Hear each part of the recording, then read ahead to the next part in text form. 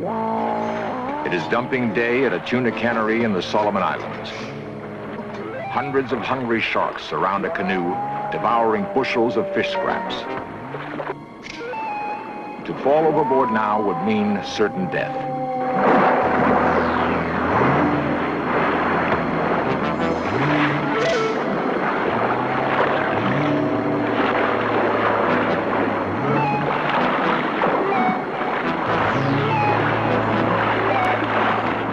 While photographing this awesome feeding frenzy, the In Search of camera boat is attacked by several huge sharks.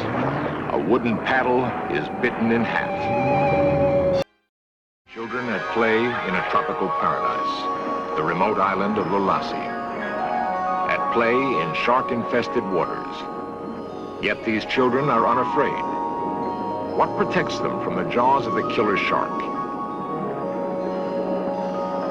The Lolasi love the sea monster others fear, and harness its power in ways unknown to civilized men.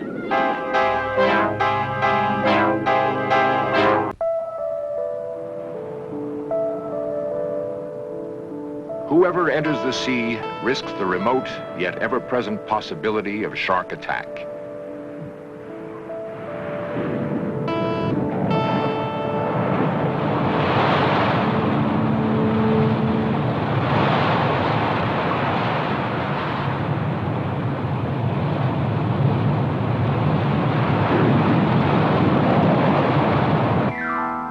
With sharp teeth, abrasive skin, and powerful jaws, sharks can strike anyone at any time and in any waters.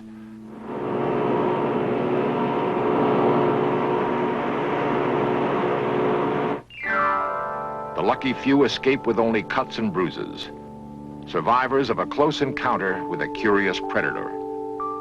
But the unlucky majority suffer ghastly injuries.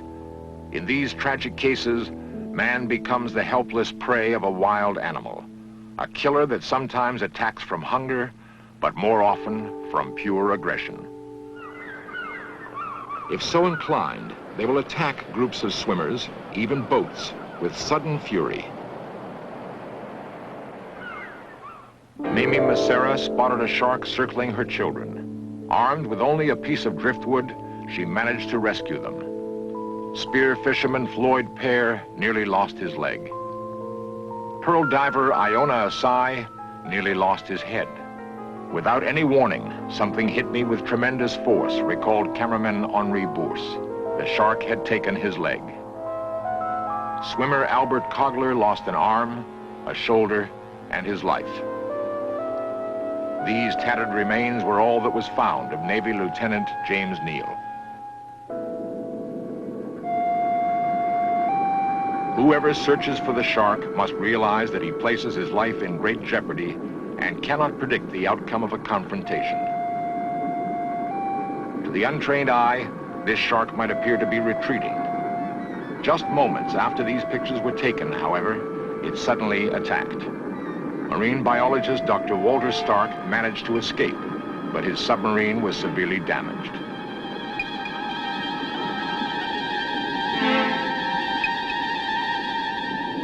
Whoever plays with wild sharks soon learns that they have been known to bite the hand that feeds them.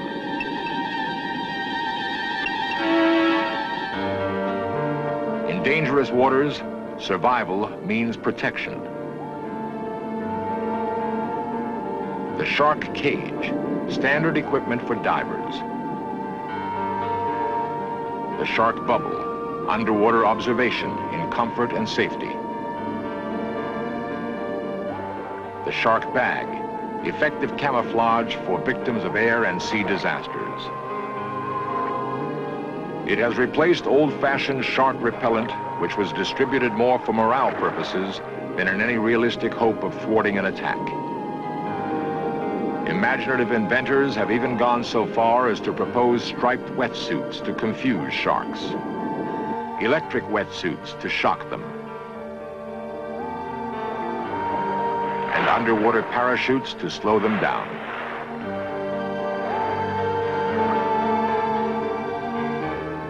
The most widely used protective device is the simplest, a stick. A clout on the nose or a poke at the body is often sufficient to discourage an overly curious shark from getting too close.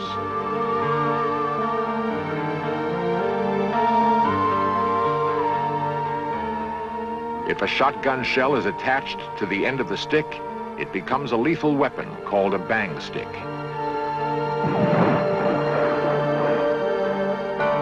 Even the bravest diver, armed with a bang stick, is in mortal danger, however, when a shark signals it is about to attack. Arched back, downward pointed fins, erratic swimming, it means that the animal's territorial borders have been violated. It is shark body language for attack.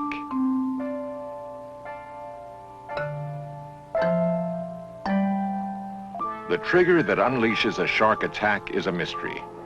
Scientists are only beginning to understand how a shark finds its target. All living creatures radiate minute electromagnetic fields, usually detectable only with the most sensitive instruments. Even a small electric current passed through water in which a shark is swimming is sensed by the animal. Thus, the shark may be able to navigate by the Earth's gravity and stalk its victims electronically. The shark's eye is a highly sensitive organ. In the dimmest light, it enhances contrast and detects fast movement, an ideal adaptation for locating prey in dark, murky waters. Sharks are also able to detect vibrations very quickly and from a great distance. Marine biologist Dr. Donald Nelson lowers a loudspeaker into the water, over which he broadcasts a tape recording of struggling fish. The low-frequency, intermittent sound soon attracts a horde of excited sharks.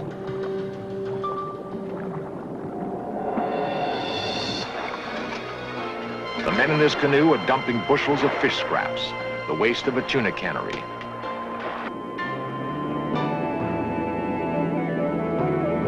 Called by some the swimming nose, the shark is the bloodhound of the sea. Its sense of smell is legendary. A large part of a shark's brain is devoted purely to interpreting odors.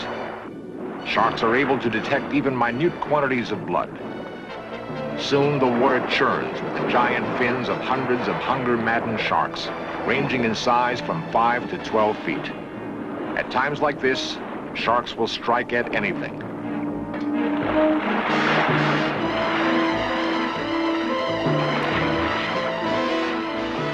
If a man fell overboard, he would be ripped to shreds in seconds.